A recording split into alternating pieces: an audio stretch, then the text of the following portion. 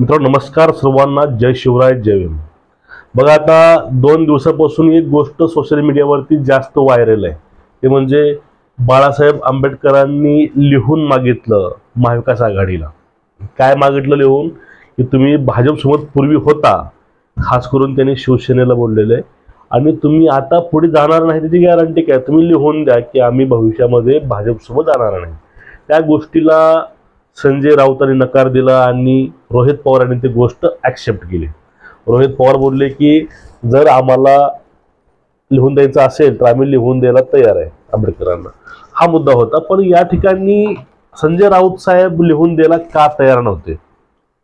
म्हणजे यांना भविष्यामध्ये शिवसेना भाजपमध्ये जाऊन सामील होईल का, अशा पण चर्चा व्हायला लागल्या.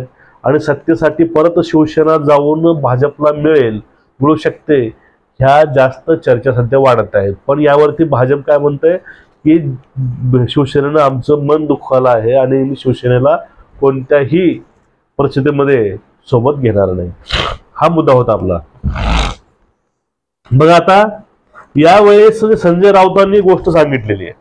संजय राऊत म्हणतात, ज्याप्रमाणे मायावतीनं साथ सोडली इंडिया अलायन्सची, तशीच साथ आंबेडकर सोडणार नाही. आणि मायावती ज्या प्रकारे RSSला छुपी मदत करतात, मायावतींची विचारसरणी कशी आहे, RSS सारखी आहे, ह्या गोष्टी राऊतांनी बोललेल्या आहेत. अरे, खरा आंबेडकरवादी RSSचा पुरस्कर्ता कधीच होऊ शकत नाही. म्हणजे जे पार्टी महाविकास आघाडी सोबत येत नाही ती पार्टी म्हणजे RSSची पार्टी असते का? ती पार्टी BJPला सहाय्य करणारी पार्टी असते का? मायावती बाहेर का पडल्या तुमच्या अलायन्स मधून? कारण शोधा ना तुम्ही. की एक मोदीसाठी किंवा मोदी विरोधामध्ये, भाजप विरोधामध्ये किंवा RSSच्या विरोधामध्ये एखादी संघटना असेल, एखादा पक्ष असेल, तो कार्य करत असेल, तो आपल्यासोबत तो का येऊ शकत नाही, युती करू शकत नाही? कारण काय आहे शोधायचं काम तुमचं आहे की त्यांची तुमची युती का झालेली नाही. आता बघा, ते सोडून द्या. आपल्या महाराष्ट्रामधलं उदाहरण घ्या, ज्वलंत प्रकाशजी आंबेडकर म्हणजे बाळासाहेब आंबेडकर. हे खुलं चॅलेंज करतात मोदीला, RSSला. त्यांच्या भाषणामधून, लेखनामधून प्रत्येक वेळेस त्यांची तोफ डागली जाते भाजप विरोधामध्ये, RSS विरोधामध्ये, मोदी विरोधामध्ये. ते कुठेही बोलताना स्पष्टच बोलतात. असा व्यक्ती सुद्धा महाविकास आघाडीमध्ये यायचा म्हटला, त्याच्या पाठीमागं एवढं त्यांना राजकारण करावं लागतं, त्याच्या पाठीमागं लागावं लागतं. ह्या गोष्टी होतात. आणि तो अजून सीट शेअरिंगचा मुद्दा क्लिअर झाला नाही. सेनेचे सर्व असे उद्धव साहेब, ते पण त्यावरती काय बोलत नाही. त्यांचेच जे सामनाचे संपादक आहेत तेच बोलतात पुढे येऊन, संजय राऊत प्रत्येक वेळेस. आणि अशा वेळेस जो सीट शेअरिंगचा जो मुद्दा आहे, सीट शेअरिंगचा मुद्दा अजून पण चालूच आहे. यावरती बाळासाहेबांनी म्हटलं की 15 जागेवरती अजून यांचंच एकमत झालं नाही. बघा, शिवसेना, ठाकरे गट, राष्ट्रवादी आणि काँग्रेस यांचं अजून एकमत व्हायचं आहे. अजून हेच एकत्र आले नाही पूर्णपणे. आणि हे म्हणतात की वंचितविषयी ते गोष्टी बोलतात, म्हणजे बाळासाहेबांविषयी ते गोष्टी बोलतात की बाळासाहेब हे, बाळासाहेब ते बोलतात, ते पत्र पाठवतात, ते हे करतात. आणि पत्रावर काय गोष्ट आठवली, बाळासाहेबांचं जे पत्र होतं पाठवलेलं, त्यावरती राऊत म्हणतात की बाबासाहेबांना तशी लेखनाची आवड होती, तशीच आवड हे बाळासाहेबांना आहे. बाळासाहेबांना पण लेखन आवडतं, आपण ते लेखन वाचायचं, फक्त वाचायचं, फक्त आपण आनंद घ्यायचा. ह्या गोष्टी संजय राऊतांनी बोललेल्या आहेत. आपण ती व्हिडिओ आपल्या इथं दाखवू शकत नाही, काय कारण असतो. तुम्ही ती व्हिडिओ त्याचे बघितले असतील न्यूज चॅनलवरती. ते स्पष्ट बोलतात, त्यांचे लेखन चांगलं आहे, ते लिहितात चांगले, ते विचारवंत आहेत, आपण ते फक्त वाचायचं. पण त्यावरती ऍक्शन आपल्याला काय घ्यायला पाहिजे? त्या व्यक्तीने पुढच्या आपल्याला पत्र का पाठवलं असेल, आपल्याला त्या उत्तर काय द्यायचं असतं ना, ते त्या गोष्टीवरती काहीतरी. पण ते उत्तर न देता त्यावरती असं रिॲक्शन ते करतात.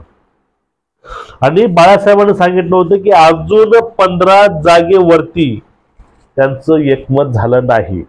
आता जोपर्यंत NCP, शिवसेना आणि काँग्रेस यांचंच अजून सीट शेअरिंग होत नाही, तर ते वंचितचं सीट शेअरिंग कसं करते? आणि त्यावेळेस रोहित पवारांनी गोष्ट महत्वाची मस्त बोलली, ते म्हणजे काय, बाळासाहेब म्हणतील ती लिहून द्यायला तयार आहे आम्ही. म्हणजेच बाळासाहेब म्हणतात ना, आम्ही भाजप सोबत जाणार नाही, आम्ही लिहून द्यायला तयार आहे. आणि ज्या ठिकाणाहून बाळासाहेब निवडून येऊ शकतात तो ते उमेदवार निवडून त्या ठिकाणी त्यांना तिकीट दिलं जाईल. त्यांनी स्पष्ट सांगितलेलं आहे. म्हणजे जो मुद्दा आहे सीट शेअरिंगचा, तो मुद्दा राष्ट्रवादीकडून कुठल्याही प्रकारचा अडथळा नाही असं कळतंय. म्हणजे राष्ट्रवादीचा पूर्णपणे पाठिंबा वंचितला आहे. आता फक्त घोडं कुठं आणले? घोडं आणले फक्त काँग्रेस आणि शिवसेनेमधून. सध्या 22-18-9चा फॉर्म्युला आहे. 22 जागा ह्या काँग्रेसला, 18 जागा सेनेला, 9 जागा राष्ट्रवादीला. हा फॉर्म्युला एक बाहेर आला होता.